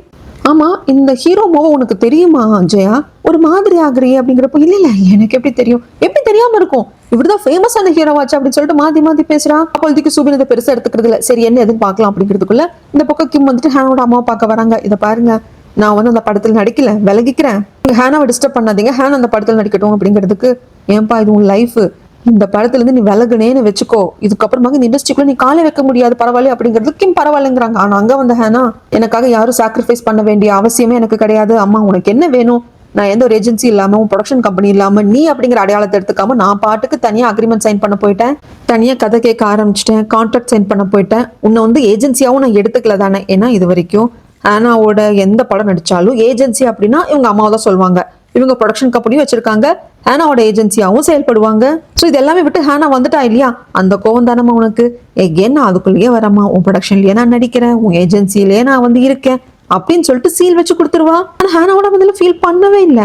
ஆக்சுவலா இந்த பத்திரத்தை நம்புறேன், இதுல வச்சிருக்க சீலை நம்புறேன், உங்க எமோஷன்ஸை விட, அதனால தேவையில்லாத இந்த எமோஷன்ஸை விட்டுட்டு போய் வேலை வெட்டிய பாருங்க அப்படிங்கிறாங்க. அப்படின்னு என்ன அர்த்தம், ஹேனா தன் கூட வந்துட்டா இல்லையா, தன் பொண்ணு தன்னை மீறி போனவ எகேன் தன் பக்கமே வந்துட்டா அப்படிங்கிறதுனால இவங்க நீங்க 2 பேரும் சேர்ந்து படத்தை நடிக்கிறதுக்கு நான் அலோ பண்றேன்னு சொல்லிடுறாங்க. இதெல்லாம் எனக்காக பண்ண தேவையில்லை அப்படின்னு கேட்கறதுக்கு, இந்த பாரு என் அம்மா கிட்ட என் கூட பழக மாட்டேன்னு சொல்லி தானே அக்ரிமெண்ட் போட்ட, அதை அப்படியே ஃபாலோ பண்ணு, நான் என்ன பண்ண உனக்கு என்ன, உன் வேலையை பாரு, நான் இது ஒண்ணு உனக்காக பண்ணலாம் அப்படின்னு சொல்லிடுவாங்க. நான் ஒருத்தரோட நலனுக்காக இன்னொருத்தவங்க தான் வந்து இதை பண்றாங்க அப்படிங்கிறது நம்மளுக்கு நல்லா தெரியுது. அதுக்கப்புறமாக ஹீரோ ஹீரோயின் செலக்ஷன் எல்லாம் வேண்டாம், ஹேனாவும் போறது இல்ல, கிம்மும் போறது இல்ல, அந்த டீலிங் எல்லாம் வந்து சுமூகம் ஆயிடுச்சு. ஹேனா எகெயின் வந்து அவங்க அம்மாவோட ஏஜென்சிக்குள்ளேயே போயிட்டா அப்படின்னு சொல்றாங்க. பட் இது வந்து நம்மளோட சுபினுக்கு கஷ்டமா இருக்கு. ஏன்னா ஆடிஷன் கொடுக்க வந்தப்பவே என் அம்மாவை தாண்டின ஒரு முடிவு எடுத்திருக்கேன், இதுக்கப்புறம் நீங்க என் அம்மாவோட ஏஜென்சில நான் இருக்க போறது கிடையாது, நான் புதுசா பிறந்த மாதிரி, இதுதான் என்னோட ஃபர்ஸ்ட் படம் அப்படிங்கிற மாதிரி எல்லாம் அந்த பொண்ணு பேசினா இல்ல, எகேன் அவ இப்படி போயிட்டாலே, இந்த கதைக்காக நம்மளுக்காக தான் இதெல்லாம் பண்ணிருக்கா, ஈவன் கிம்முக்காக தான் பண்ணிருக்கா அப்படின்னு சொல்லிட்டு இவங்க எல்லாம் பேசிப்பாங்க. அதுக்கப்புறம் நைட் டைம்ங்க, வீட்டுக்குள்ள யாரும் இல்ல, சுபினோட வீட்டுல தான். அப்போ யாரோ வந்து டோரை நாக் பண்றாங்க, ஓபன் பண்ணல அப்படின்னதும் லாக் எல்லாம் உடச்சிட்டு உள்ள வராங்க. வர்றது சுபினோட அப்பா. வந்த மனுஷன் கையில ஏதோ ஒரு ராடு மாதிரி வச்சிருக்காரு, எல்லாத்தையும் போட்டு அடிச்சு உடைக்கிறாரு. அப்போ ஹேனாவோட அம்மா வந்துட்டு இதை வீடியோ எடுத்து வச்சுப்பா, நல்ல வேலை நான் வீடியோ எடுத்துக்கிட்டேன், இல்லைன்னா நான் தான் எல்லாத்தையும் உடைச்சேன்னு சொல்லி எம்எல்ஏ பழி போட்டிருப்பாங்க. நல்ல வேலை என்கிட்ட வீடியோ ஆதாரம் இருக்கு, இந்த பாரி உடனே இந்த வீட்டை விட்டு நீ வெளியே போல அப்படின்னா நான் போலீஸ்க்கு கால் பண்ணிடுவேன் அப்படின்னு சொல்ற சமயத்துல இதுக்கெல்லாம் அந்த மனுஷன் பயப்படுவாரா, அவர் அசால்ட்டா உட்காந்துட்டு, நான் யாரும் இல்லாத வீட்டை உடைச்சு உள்ள வந்தேன் அப்படின்னா அப்ப நீ என்ன பண்ற, நீயும் யாருன்னு தெரிஞ்சுதானே வந்திருக்க, ஏய் நான் ஒன்னும் யாரும் இல்லை அப்படிங்கிறதுக்காக வரல, இந்த ஸ்டோரியை பத்தியும் சில விஷயங்கள் பேசணும் அப்படிங்கிறதுக்காக வந்தேன், சூபின் எடுக்கிற இந்த படத்துக்கு நான் தான் ஃபினான்ஸ் பண்றேன் அப்படிங்கிற சமயத்துல, ஓ அது நீதானா, நீதான் அந்த வேலை இல்லாத வேலையை பண்றவளா அப்படின்னு சொல்ல, ஆமாப்பா அப்படி பண்ணதுனால எனக்கு அறிவில்லாதனாலதான் ஒரு காலத்துல உன்னை டேட் பண்ண அப்படிங்கிறாங்க. என்னடா ஷாக்கிங்கான விஷயமா இருக்கான்னு பாத்தீங்கன்னா, இதெல்லாம் ஷாக்கிங் இல்லைங்க, இதுக்கு மேல ஷாக்கிங் நடக்க போகுது. இந்த அம்மா ரகசியமா இந்த ஆளு டேட்டிங் பண்ணிருக்கோம். ஆக்சுவலா அதுக்கு முன்னாடியே இந்த சூபினோட அப்பங்காரனுக்கு கல்யாணம் ஆயிருந்திருக்கும் இப்ப இருக்கிற ஒய்ஃபோட. இந்த ஹேனாவோட அம்மா ரகசியமா டேட்டிங்கும் பண்ணிருப்பா, அதுல அவ பிரெக்னென்ட்டும் ஆயிருப்பா.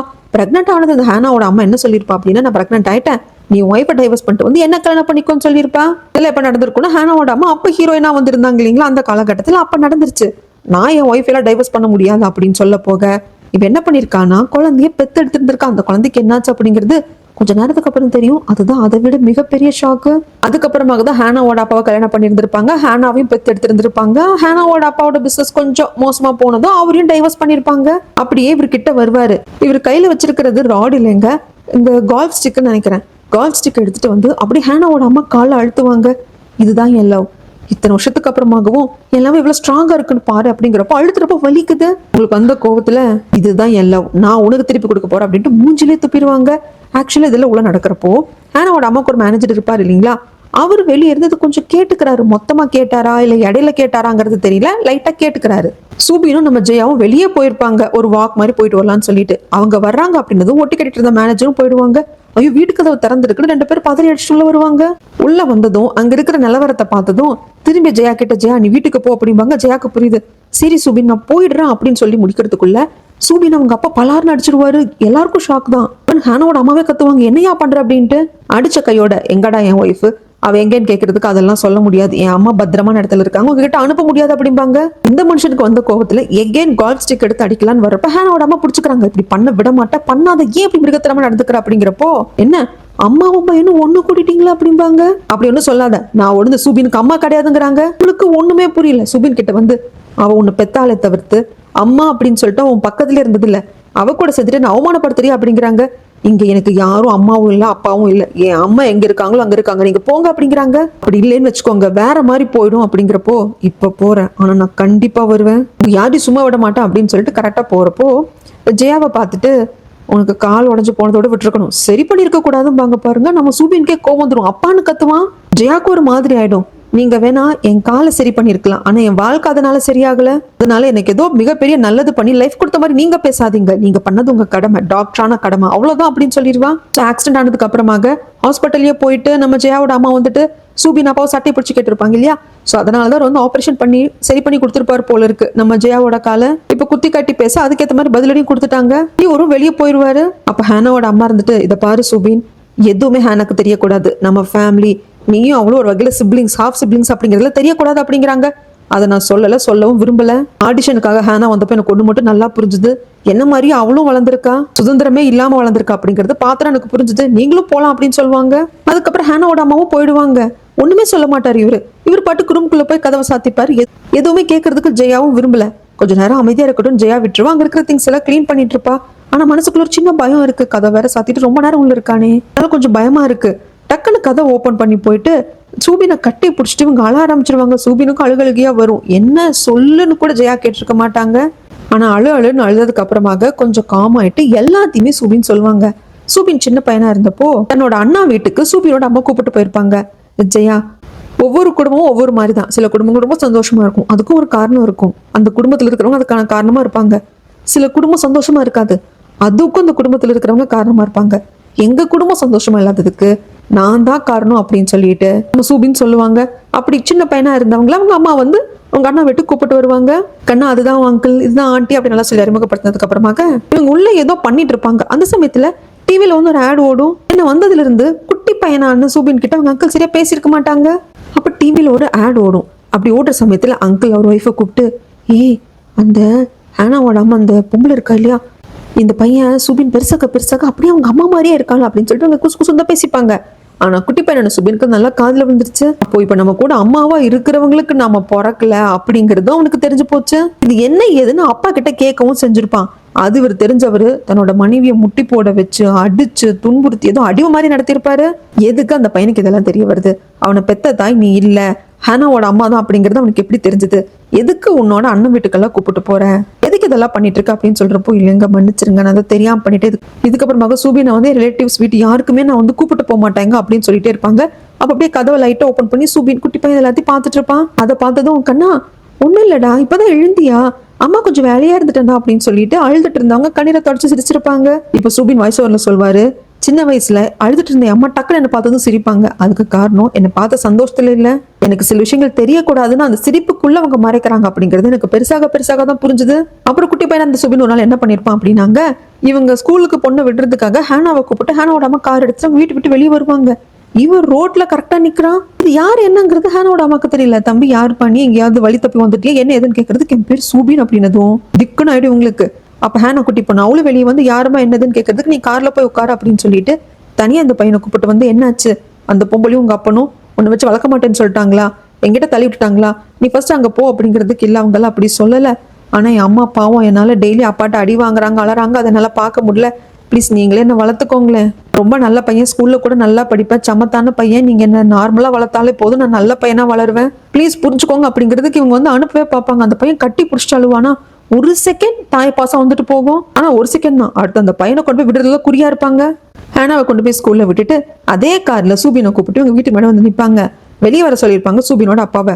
வந்தது சூபினை அடிக்க வர, நிறுத்து இப்பதான் புரியுது அவன் ஏன் எங்கிட்ட ஓடி வந்தான்னு சொல்லிட்டு. இப்படி அடிச்சு கொடுமைப்படுத்த வளர்த்துனா என்ன பண்ண முடியும்? அது மட்டும் இல்லாம இதுக்கப்புறமாக என்னால வச்சுக்க முடியாது. ஏன் வச்சுக்க முடியாது? அதுதான் நீதான் அம்மான்னு தெரிஞ்சு நீதான் வேணும்னு வந்தான்ல, நீயே வச்சு வளர்த்துக்கோ. எப்படி பண்ண முடியும்? எனக்கு இப்போ வந்து ஒரு குடும்ப வாழ்க்கை ஆயிடுச்சு, நான் ஒருத்தனை கல்யாணம் பண்ணிக்கிட்டேன், ஹேன் ஒரு பொண்ணு பெற்றிருக்கேன், எப்படி நான் திடீர்னு கொண்டு போய் வச்சு என் பையன் தான் எனக்கும் இன்னாருக்கும் தான் பிறந்தவன் சொல்லிட்டு எப்படி வளர்க்க முடியும்? அதனால இதுக்கப்புறம் பார்த்து பொறுமையா நீயே வச்சுக்கோ அப்படின்னு சொல்ற சமயத்துல சூபின் டக்குன்னு அம்மான்னு சொல்லுவான். இந்த ஹேனாவோட அம்மா திரும்பி நான் உனக்கு அம்மா இல்லைன்னு சொல்லி முடிக்கிறதுக்குள்ள சூபின் அம்மான்னு கூப்பிட்டது இந்த ஹேனாவோட அம்மாவை கிடையாது. அங்க வந்து நிக்கிற அவனோட வளர்ப்பு தாயை அவங்க வெளியே வந்து எட்டி பார்த்துருப்பாங்க. அம்மானு ஓடி வருவான். ஏன் கண்ணா, ஏன்டா என்கிட்ட சொல்லிக்காம ஓடி போன, நான் எவ்வளவு கஷ்டப்பட்ட தெரியுமா அப்படிங்கிறப்போ, இல்லம்மா என்னால தானம்மா நீ அப்பாட்ட அடியும் அதையும் வாங்குற, அதனாலதான் நீ கஷ்டப்படக்கூடாதாம்மா நான் பார்த்தேன் அப்படிங்கிறப்போ, எனக்கு அதெல்லாம் கஷ்டம் இல்லை, நீ என் பக்கத்துல இல்லாததான் எனக்கு கஷ்டமா இருந்தது அப்படின்னு சொல்லிட்டு கட்டி பிடிச்சிப்பாங்க. பெத்தா மட்டும் அம்மா ஆயிட முடியாது அப்படிங்கிறது இந்த ஒரு சீன்ல ரொம்ப அழகா சொல்லியிருப்பாங்க. அன்னையில இருந்து இந்த ஆள் மாட்டை போட்டு அடிக்கிற மாதிரி அந்த அம்மாவை போட்டு அடிச்சிருப்பான். தன் பையனுக்கு இது எதுவும் தெரியக்கூடாதுன்னு ரொம்ப பார்த்துப்பாங்க. ஆனா முடியாத பட்சத்துல அந்த லைப்ரரி ரூமுக்குள்ள விட்டு கதவை பூட்டிடுவாங்க. சின்ன வயசுல இருந்து தன் அம்மா படுற கஷ்டத்தை பார்த்து பார்த்து கேட்டு கேட்டே வளர்ந்துருப்பான். அது என்ன ஏதுன்னு கேட்க போனா சூபினி போட்டு அடிச்சிருப்பாங்க. இப்படிதான் என்னோட சைல்ட்ஹுட் போச்சு. ஆனா அப்படி இருந்த நான் ஒரு மாதத்துல சந்திச்சது உங்க ஸ்கூலுக்கு டிரான்ஸ்ஃபர் வாங்கிட்டு வந்தப்பதான். ஹை ஸ்கூல் உன்னை பார்த்ததுக்கு அப்புறம் தான், அங்க உன்னை பார்த்ததுக்கு அப்புறம் தான் டைரக்டர் ஆகணும் அப்படிங்கிற உன்னோட கனவு என்னோட கனவா மாறிச்சு. அதுக்கப்புறம் தான் ரொம்ப சந்தோஷமா இருந்தா அப்படின்னு சொல்லிட்டு சூபின் முடிக்க, விட்டு சூபின் எல்லாம் சரியா போயிடும், எல்லாத்தையும் கடந்து வந்தாச்சு, எல்லாத்தையும் கடந்து வர அளவுக்கு காலம் நம்மளுக்கு பக்குவத்தையும் கொடுத்துருக்கு, இதுக்கப்புறம் நீ எதையும் நினைச்சு கவலைப்படாத அப்படின்னு சொல்லிட்டு ஆறுதல் சொல்ல, எகேன் தன் பக்கத்துல தனக்கு அப்படின்னு சொல்லிட்டு ஜெயா இருக்கா அப்படிங்கிறப்ப ரொம்ப சந்தோஷமா இருக்கு. அப்படி 2 பேரும் கிஸ் பண்ணுவாங்க. அன்னைக்கு நைட் அவங்க ஒன்னாவும் இருப்பாங்க. அடுத்த நாள் ஜெயாவை ஹக் பண்ணிட்டு தூங்குறப்போ ஜெயா தள்ளி விடுவா. அதுக்கப்புறம் எகேன் வந்து ஹக் பண்ணிப்பாரோ, ஐயோ சாரி ரொம்ப நாள் ஆச்சு இந்த மாதிரி யாரோ பக்கத்துல படுத்து தூங்கி அப்படிங்கிறப்போ, என்னது ரொம்ப நாள் ஆச்சா, இத்தனை நாளைக்கு முன்னாடி இப்படி யாராவது பக்கத்துல படுத்து தூங்கினா என்ன எதுன்னு கேட்கறதுக்கு ஜெயா ஆன்சர் பண்ண மாட்டாங்க. குளிச்சுட்டு வர்றப்போ கேரட் எல்லாம் பன்னி மாதிரி இவர் கட் பண்ணி வச்சிருப்பாரு. அப்ப கூட கேட்பாரு, ஜெயா ஒரு டைம் நீ வார் ஜோன்ல வந்து ரிப்போர்ட்டரா ஒர்க் பண்ண போனப்போ அங்க யாரையோ காதலிச்சேன் டேட் பண்ணேன்னு சொன்னியே அவங்களையா அப்படின்னு கேட்க, இல்ல ஆனா அந்த பர்சன் உன்ன மாதிரி அழகா கேரட் எல்லாம் பண்ணி மாதிரி கட் பண்ணி கொடுப்பாங்க அப்படின்னு வெறுப்பேத்திட்டே இருப்பான். ஈஸியா ஜெயா கடந்து போயிடுறா. சூபினால முடியும். கார்ல வர்றப்ப கூட அதை பத்தி கேட்டுட்டே இருக்காங்க. அந்த பர்சன் யாரு, என்ன ஹேண்ட்ஸமா இருப்பாங்களா அப்படி இப்படின்னு கேட்க, கடைசியில ஜெயாவே சொல்லுவா, இந்த மாதிரி நான் காலேஜ் படிச்சப்போ டேட் பண்ண அவ்வளவுதான் அப்படிங்கிறாங்க. அந்த பர்சன் ரொம்ப நல்லவங்களா ஹேண்ட்ஸமா இருப்பாங்களா அப்படிங்கிறப்ப, ஆமா ரொம்ப ஹேண்ட்ஸமா இருப்பான். அவனோட ஆம்பிஷன் வந்து ஆக்டர் ஆகணும் அப்படிங்கிறது. ஓ அப்ப ரொம்ப ஸ்மார்ட்டா ஹேண்ட்ஸமா தான் இருப்பான் என்ன விட அப்படிங்கிறப்ப வேணுக்குன்னே ஜெயா ஆமான்னு வேற சொல்லி வைப்பாங்க. சரி சூபின் என்னை பத்தியே கேட்கறீ, நீ யாரையும் டேட் பண்ணலையா லவ் பண்ணலையா அப்படிங்கிறப்போ, பண்ணனே, அப்படியா அந்த பொண்ணு என்னை விட அழகா இருப்பாளா அப்படிங்கிறப்போ, கண்டிப்பா அப்படின்னு சொல்லிட்டு ஆளுக்கு மாத்தி மாத்தி கலாச்சுக்கிறாங்க.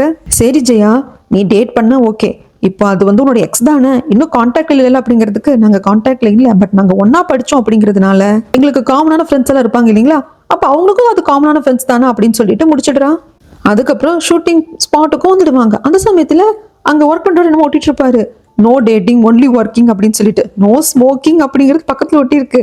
அது ஓகே, இது என்ன நோ டேட்டிங் அப்படின்னு ஒட்டியிருக்கீங்க? ஆமா ஆல்ரெடி 3 கப்பலை கண்டுபிடிச்சிட்டோம், ரொமான்ஸ் பண்ணிட்டு தெரியுதுங்க, வேலை ஒழுங்கா நடக்க வேண்டாம் அப்படிங்கிறப்போ சூபின் மனசுக்குள்ளேயும் 3 இல்ல 4 ஆச்சு அப்படிங்கிறாங்க. அப்பதான் ஜெயா அந்த பர்சன் கிட்ட கேட்பாங்க, ஏன் டேட் பண்ண என்ன தப்பு, அது வந்து அப்படியே நம்ம செட்டு லைவா வச்சுக்கோம் இல்லையா அப்படிங்கிறப்போ, அப்படியெல்லாம் கிடையாது, இந்த மாதிரி வர்ற காதல் இந்த ஷூட்டிங் எல்லாம் முடிஞ்சதுக்கு அப்புறமா, அதாவது இந்த ஹோல் படமே முடிஞ்சு பேக்கப் பண்றப்போ அந்த காதலும் பிரேக்கப் ஆயிடும். அப்படி இருக்கிறப்போ இதுக்கு பேர் காதலே கிடையாதே, அது வந்து நம்மளோட ஒர்க்கை தானே டிஸ்டர்ப் பண்ணுது, அதனாலதான் ஓட்டிட்டு இருக்கேன் அப்படிங்கிறாங்க. ஒரு செகண்ட், அப்போ ஒருவேளை இந்த படத்தை டைரக்ட் பண்ணி முடிச்சதுக்கு அப்புறம் நானே உன்ன கூட பிரேக்கப் பண்ணி போமோ ஜெயா யோசிப்பா சொல்லிட்டு போயிடுவாரு. ஜெயா இருந்துட்டு நாமளும் ஜாக்கிரதையா தான் இருக்கணும் போல இருக்கு அப்படின்னு சொல்லிட்டு உள்ள போன சுபின் மறுபடியும் திரும்பி வந்து நோ டேட்டிங் அப்படிங்கிற அந்த பேப்பரை கிழிச்சிட்டு போயிடுவாரு. அதுக்கப்புறம் செட் எல்லாம் கரெக்டாக ரெடி பண்ணி வைக்கிறாங்க. அடுத்த சீன் என்ன நடக்க போகுது அப்படின்னு சொல்லிக்கிட்டே இருக்காங்க. அந்த சமயத்துல இவங்க வந்து அடுத்த சீன் எப்படி இருக்கும், நீ எப்படி உன்னோட எக்ஸ்பிரஷன் வந்து கொண்டு வரணும் அப்படின்னு சொல்லிட்டு கிம்முக்கு வந்து ஜெயா சொல்லிட்டே இருப்பாங்க, நீ வந்துட்டு இந்த கேரக்டரை பார்ப்ப, அந்த கேரக்டர் நடிக்கிறது யாரு, ஹீரோயின் இந்த ஹேனா தான். அந்த ஹேனா பொண்ணு வரப்போ நீ அப்படியே ஃபர்ஸ்ட் பார்த்த பார்வையிலே வாங்கிடணும் அப்படிங்கிறப்போ, மேக்கப் எல்லாம் முடிச்சுட்டு காஸ்டியூம் எல்லாம் போட்டதுக்கு அப்புறம் ஹேனா அப்படியே நடந்து போவாங்களா, அதுபடி பேனு பார்ப்பாரு. அதை பார்த்துட்டு இந்த ஜெயா இப்படிதான் இருக்கணும், ஆனா பேனு பார்க்காத நல்லா இல்லை, ஃபர்ஸ்ட் சைட்லயே இம்ப்ரெஸ் ஆனதுக்கு இந்த லுக் ஓகே, நான் இது கேமரா ஆன் பண்றப்போ நடிக்கும் அப்படிம்பாங்க. அதுக்கப்புறமாக்க அங்க ஹேனா உட்காந்துட்டு இருப்பாங்க. அங்க இவங்க வர்ற சமயத்துல ஜெயா கிட்ட சொல்லுவாங்க, ஜெயா நான் ஒரு விஷயம் பண்ணிருக்கேன், இந்த கதையில எப்படி ஹீரோவை காப்பாத்துறதுக்காக ஹீரோயின் தன்னை சாக்ரிஃபைஸ் பண்ணிப்பாளோ அதே தான் நான் இப்பவும் பண்ணியிருக்கேன். கிம்முக்காக எகேன் என் அம்மாவோட ஏஜென்சிலேயே நான் போய் ஜாயின் பண்ணியிருக்கேன். ஏன்னா இந்த கதையோ இந்த படமோ கிம்மோ என்னால பாதிக்கப்படக்கூடாது அப்படிங்கிறதுக்காக அப்படின்னு சொல்ல ஜெயா இருந்துட்டு, விடு எல்லாத்துக்கும் ஒரு காரணம் இருக்கும், ஈஸியா எடுத்துக்கிறதா நல்லது அப்படின்னு சொல்லிடுவாங்க. இந்த பக்கம் கிம்ம தனியா கூப்பிட்டு வருவார் சூபின். எதுக்கு அப்படின்னா, ஆமா ஜெயாவோட எக்ஸ் பாய் ஃப்ரெண்ட் நேம் சொல்லு அப்படிங்கிறப்போ, எத்தனாவது அப்படின்னு சொல்லிட்டு கிம் கேட்பான். எத்தனாவதா, டேய் ஒண்ணுக்கு மேல எவ்வளோடா இருக்கு அப்படின்னு கேட்கறப்ப அவன் விரல் விட்டு என்னவோ 5 6 போதும் எனக்கு கடுப்பாகுது. ஜெயா டிகிரி படிச்சுட்டு இருந்தப்போ காலேஜில் ஒரு பையனை டேட் பண்ணாலாமே, அந்த பையனுக்கு கூட ஆக்டிங், அதாவது ஆக்டர் ஆகணும் அப்படிங்கிறது தான் ஆம்பிஷனா இருந்ததாமே. அந்த பையன் பேர் என்ன, யார் என்னன்னு சொல்லி கேட்கறதுக்கு கேன் விரல் விட்டு என்ன ஆரம்பிச்சிருவான், கிம் ஒன்னும் வேண்டாண்டா நானே பாத்துக்கிறேன்ட்டு வந்துருவாங்க. அதுக்கப்புறம் ஷார்ட் எல்லாம் ரெடி பண்ணிடுவாங்க. 2 பேருக்கும் சொல்லுவாங்க. இப்போ ஷார்ட்டுக்கு அந்த இடத்துக்கு வர்றப்போ நம்ம கிம்ம பார்த்து ஹேனா அழகுல வாங்கி நிக்கிறாங்க. ஆளுக்கு மாறி மாறி அழகுல வாங்கி நிக்கிறாங்க. அதுக்கப்புறம் ஷூட்டும் ஸ்டார்ட் ஆகுது. இந்த மாதிரி இவங்க அந்த ட்ரிங்க்ஸை ஊத்துறப்போ பேர் என்னன்னு கேட்கணும். கையை பிடிச்சி வந்து கிம் வந்து பக்கத்துல இருக்கணும் ஹேனாவை. அதுதான் வந்துட்டு இன்னைக்கான ஷூட். அதை சொல்லியும் இருப்பாங்க. இவர் பக்கத்துல ஹேனாவை பார்த்ததும் கொஞ்சம் மயங்கிடுறாரு, பயந்துடுறாரு. என்ன அடுத்து சொல்றது அப்படின்னு சொல்லிட்டு தெரியல. ஃபர்ஸ்ட் டைம் ஒரு மாதிரி சொதப்பிடுது, சாரிங்கிறாங்க. அப்போ வந்து நம்ம ஜெயா வந்து சுபீனை பார்ப்பாங்க, இது ஒர்க் அவுட் ஆகுமா அப்படிங்கிற மாதிரி. ஆனா சுபீனுக்கு இரு பொறுமையா இரு, கிம்மோட ஃபர்ஸ்ட் படம் இல்லையா, ஹீரோவா நடிக்கிறது, அதனால பொறுமையாரு அப்படிங்கிறாங்க. எகெயின் 2வது டேக் போகுது. இந்த வாட்டி செம்மையா பண்ணுவார் கிம். டக்குன்னு கையை பிடிச்சு ரொம்ப ஃபோர்ஸா ஹேனாவை பக்கத்துல இழுத்துருவாங்க. ஹேனாக்கு என்னடா இது அப்படிங்கிற மாதிரி இருக்கும். இன்னும் சொல்ல போனா லைவாவே அந்த ரொம்ப ஹாட்டா இருக்கும் அந்த சீன். சூபினும் ஜெயாவும் கண்ணாலே பார்த்துப்பாங்க. வா சூப்பர் அப்படிங்கிற மாதிரி தான் இருக்கும். நம்ம நினைச்ச மாதிரியே நடிக்கிறாங்க. இவங்களுக்குள்ள அந்த கெமிஸ்ட்ரி ஒர்க் அவுட் ஆகுது அப்படின்னு சொல்லிட்டு தான் 2 பேருக்கு இருக்கும். அதுக்கப்புறம் அந்த சீன் ஓகே ஆயிடுது. இந்த பக்கம் ஜேடன், அதான் அந்த டேட்டிங் ப்ரோக்ராம் இருக்கு இல்லைங்களா, அதுக்கு வந்திருக்காங்க. இன்னைக்கு ஸ்விம்மிங் பூல் டேட்டிங்கா, ஸ்விம்மிங் பூல்ல உட்காந்து டேட் பண்ணலாமாமா. அப்படி பண்ணிட்டு இருக்கிறப்போ இது கொஞ்சம் இந்த பொண்ணுக்கு பிடிக்கல. அந்த கேமரால பார்த்து நோட் பண்ணிட்டு தான் இருக்கா. அதுக்கப்புறம் டைமிங் முடிஞ்சிருது. ஓகே ஸ்விம்மிங் பூல் டேட்டுக்கானது வந்து இன்னைக்கு டைமிங் வந்து முடிஞ்சு போச்சு. காலையில இருந்து ஜேடன் இன்னும் சில பேர்ல வந்து 2 பேரை வந்து டேட் பண்ணிருக்கீங்க. அதுல உங்களுக்கு எந்த பொண்ணு பிடிச்சிருக்கோ அவங்க ரூமுக்கு இன்னைக்கு நீங்க நைட்டு போகலாம் அப்படின்னு சொல்லிடுவாங்க. இவர் ரூமுக்கு வந்து ட்ரெஸ் எல்லாம் சேஞ்ச் பண்ணிட்டே இருக்கிறப்போ இவருக்கு ஒரு மெசேஜ் வரும். அதை பார்த்து சிரிக்கிறாரு. அதுக்கப்புறம் ரூமுக்குள்ளேயும் போறாரு. அது இவர் இந்த ஷோக்காக 2 பொண்ணுங்க டேட் பண்ணாங்க இல்லைங்களா, அந்த பொண்ணுங்க கிடையாது, ஜெயாவோட ஃப்ரெண்டு. அந்த பொண்ணு தான் மெசேஜ் பண்ணிருப்பா, இந்த ரூமுக்கு வரவும் சொல்லியிருப்பா. என்னன்னு தெரியல இந்த பொண்ணுக்கு. எகெயின் ஜெடனை பாக்குறப்போ, மத்த பொண்ணுங்க கிட்ட ஒரு க்ளோஸா இருக்கிறத பாக்குறப்போ கொஞ்சம் பொறாமையாகுது. ஜெடனை விட்டு கொடுக்க முடியல. இன்னைக்கு அவங்க ஒன்னாவும் டைம் ஸ்பெண்ட் பண்றாங்க. அதுக்கப்புறம் ஜெடன் இருந்துட்டு, ஓகே உனக்கு என்ன பிடிச்சிருக்குன்னு நினைக்கிறேன், இதுக்கப்புறம் நாம தனியா வெளியே டேட் பண்ணிக்கலாம், நான் இந்த டேட்டிங் ப்ரோக்ராம்ல இருந்து வெளியே வந்துடுறேன் அப்படிங்கிறப்போ, வேண்டாம் ஜெடன் நான் அப்படி சொல்லவே இல்லையே, நீ இந்த டேட்டிங் ப்ரோக்ராம்லயே இரு. நீ அந்த டேட்டிங் ப்ரோக்ராம்குள்ள இருக்கிறப்போ பல பெண்கள் கூட நீ பழகுறப்பதான் எனக்கு ஒன்று அதிகமா பிடிக்குது, அதனால நீ அப்படியே இரு என்னன்னு சொல்லிட்டு அந்த பொண்ணு பாட்டுக்கு போயிடும். ஜேடனுக்கு என்ன இந்த பொண்ணு ஒரு மாதிரி பெக்யூலியர் கேரக்டரா இருக்கா, பட் இருந்தாலும் எனக்கு பிடிச்சிருக்கு அப்படின்னு சொல்லுவான். இந்த பக்கம் ஷூட்டிங் எல்லாம் போற இடத்துல காட்டுறாங்க. அப்போ ஒரு லேடி வந்துட்டு ஏற்கனவே கிம் ஒரு வேலை இந்த மூவில இருந்து விலகிட்டாங்கன்னா வேற யாராவது ஹீரோவா போடணும் அப்படிங்கிறதுக்காக நிறைய ஹீரோஸ் எல்லாம் பார்த்திருப்பாங்க இல்லைங்களா, அதுல மோன் ஒருத்தரை பார்த்திருப்பாங்க. அவர் வந்து கடைசியில எடுக்கல. ஏன்னா எகைன் கிம்மே வந்து ஹீரோ நடிக்கிறதுக்கு வந்துட்டாங்க, அதனால அவர் எடுக்கல. அதனால கேமியோக்கு கேட்டு பார்த்திருப்பாங்க. அவர் ஓகே சொல்ல மாட்டான் தான் நினைச்சிருப்பாங்க. ஏன்னா இந்த மூவி அப்படிங்கிறது கிம்மோட ஃபர்ஸ்ட் மூவி, ஹீரோவா நடிக்கிறது. கோ டைரக்டரான ஜெயா வந்துட்டா, ஜெயாவுக்கு தான் ஃபர்ஸ்ட் மூவி இல்லையா, அதனால வரமாட்டாங்க தான் நினைச்சிருப்பாங்க. ஆனா அவர் கேமியோ கோத்துக்கிட்டாரு. இது தெரிய வரப்ப எல்லாருக்கும் சந்தோஷமா இருக்கு. ஆனா ஜெயா தலையில கை வச்சு உட்காந்துக்கிறா.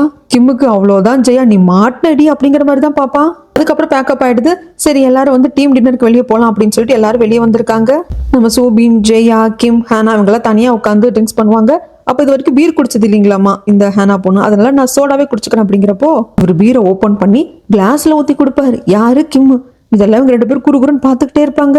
ஐயோ ஸ்கிரீனை தாண்டியும் ரொமான்ஸ் ஒர்க் அவுட் ஆகுது அப்படிங்கிற மாதிரி தான் இருக்கும். அப்படி பேசிக்கிட்டே இருக்கிறப்போ மோ அப்படிங்கிற பர்சன் கேமியோ பண்ணி ஆகணுமான்னு சொல்லிட்டு ஹேனா கேட்கறாங்க. ஏன்னா ஏற்கனவே மோ கூட வந்துட்டு ஒரு டிராமாவோ மூவியோ பண்ணிருக்காங்களாமா. ஹேனா செட் ஆகலையாமா இவங்க 2 பேருக்கும். அதனாலதான் என்ன ஏதுன்னு சொல்லிட்டு கேட்கறதுக்கு இந்த சூபின் இருந்துட்டு, எப்ப பார்த்தாலும் எல்லாரும் கூட பிரச்சனை பண்ணிட்டே தான் இருப்பியா, பொதுவா உங்களுக்கு ஒரு படத்துல நடிக்கிற ஹீரோஸோட ஒரு ரொமான்டிக்கே வந்து ஒர்க் அவுட் ஆக மாட்டேங்குது, கெமிஸ்ட்ரியே இல்லை அப்படிங்கிறப்போ ஹேனா இருந்துட்டு, சூபின் ஒரு செகண்ட் நீ அம்மா மாதிரி நீங்க பேசுனீங்க தெரியுமா அப்படின்ட்டுருவாங்க.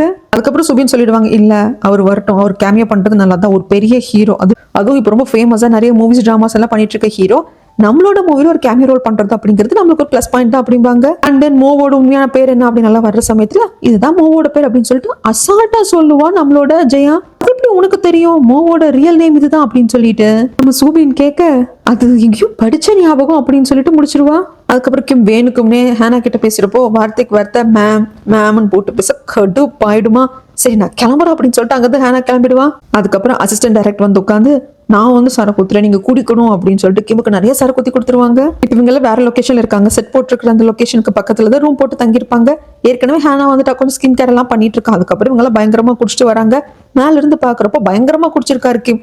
நிதானமே இல்லாம தள்ளாடிட்டு வராங்க, நல்லாவே தெரியுது. அதுக்கப்புறம் எல்லாம் லிஃப்ட் ஏறி கிளம்புறப்போ ரூமுக்கு வரியா அப்படின்னு சொல்லிட்டு இவர் நம்ம சூபின் வந்து ஜெயாக்கு மெசேஜ் அனுப்ப, ஓகே அப்படின்னு அவங்க மெசேஜ் அனுப்ப. அப்ப லிஃப்ட்டுக்குள்ள இருக்கிறவங்களுக்கு இதெல்லாம் தெரியாது. ஆக்சுவலா இப்போ நிறைய பேர் வந்து டேட் பண்ணுவாங்க. நாமளும் ரூமுக்கு போய் தூங்கினதுக்கு அப்புறமாங்க கீழே எல்லாம் வந்து டேட் பண்றதுக்கு வாய்ப்பு இருக்கு, ஜோடி சுத்துறதுக்கு வாய்ப்பு இருக்கு. அதனால என்ன பண்றோம், நான் கிரவுண்ட் ஃப்ளோர், நீங்க ஃபர்ஸ்ட் ஃப்ளோர், நீங்க செகண்ட் ஃப்ளோர்னு பார்த்துட்டு நம்ம ரவுண்ட்ஸ் இருக்க போறோம், யாரும் இங்க டேட் பண்ணாம எல்லாரையும் தடுத்து நிறுத்த போறோம். அப்படிங்கிறப்போ ஒருத்தவங்க சொல்லுவாங்க, எதுக்கு தடுத்து நிறுத்தணும், லவ் அப்படிங்கிறது ஒரு நேச்சர் ஃபீலிங், அப்படி விட வேண்டியதானே. அப்படிங்கிறதுக்கு நேச்சர் ஃபீலிங் எல்லாம் ஒர்க்குள்ள இருக்கக்கூடாது, ஒர்க்கை விட்டு வெளியே தான் இருக்கணும் அப்படின்னு சொல்லிட்டு இவங்க 3 பேரும் ரவுண்ட்ஸுக்காக போயிடுவாங்க. அவங்க கிடக்குறாங்க, நாம தான் இந்த ஸ்டோரியோட டேரக்டர், நீ வா என் ரூமுக்கு அப்படின்னு கூப்பிட்டு போக பாக்குறப்போ கிம் வந்து நிதானத்துல ஒரு மாதிரி தலாடிட்டு இருப்பாரு. அவனை ரூம்ல விடணும்ல அப்படிங்கிற சமயத்துல அவன் என்ன குழந்தைய போக மாட்டானா. கிம் எத்தனாவது ஃப்ளோர் அப்படிங்கிறதுக்கு 6th ஃப்ளோர் அப்படிம்பாங்க. லிஃப்ட்ல 6th நம்பர் பட்டனை மட்டும் அமைக்கிட்டு இவங்க 2 பேரும் கிம்மோட ரூமுக்குள்ள வந்துடுவாங்க. இவங்க பாட்டுக்கு ரொமான்ஸ் ஆரம்பிச்சிட 6th ஃப்ளோருக்கும் வந்துட்டாரு. இவர்கிட்ட அவர் ரூமோட கார்டும் இருக்கு. ஆனா எப்படி ஓபன் பண்ணி போறதுன்னு தெரியல. ஓபன் பண்ணுங்கன்னு சொல்லி ஆட்டிக்கிட்டே இருக்கிறப்போ பக்கத்து ரூம் தான் ஹேனோட ரூம். ஹேனை பார்ப்பாங்களா, ஹேனை பார்த்து பயந்துருவாரு, ஐயோ பேயின்ட்டு. ஏன்னா மாஸ்க் மாதிரி என்ன போட்டிருப்பாங்க. கடைசியில் அதை கிளியர் பண்ணிட்டு வெளியே வந்து அந்த கார்டை வாங்கி இந்த ரூம் ஓபன் பண்ணி கொடுப்பாங்க. உள்ள வந்ததும் டக்குனு கிம் வந்து ஹேனா பின்னுக்கு இருந்து ஹக் பண்ணிட்டு, என்ன மன்னிச்சிரு ஹேனா, எனக்கு உன்னை ரொம்ப பிடிக்கும், ஆனா இதை சொல்றதுனாலயே நான் மிகப்பெரிய விலை கொடுக்க வேண்டியது இருக்கும். நான் மட்டும் இல்ல, நீயும் தான். அதனால தான் நான் சொல்றது இல்ல. ஆனா நான் பண்றதெல்லாம் உனக்காக தான். அது உனக்கு புரியுமா என்ன அப்படிங்கிறது கூட எனக்கு தெரியல. நீ எவ்வளவு கோவப்பட்டாலும் பரவாயில்ல, எனக்கு உன்னை எப்பவுமே பிடிக்கும் அப்படிங்கிறாங்க. ஆனாக்கு என்னன்னா, இப்பெல்லாம் மனசை தொடர்ந்து நிறைய விஷயங்கள் பேசுறான், ஓகே.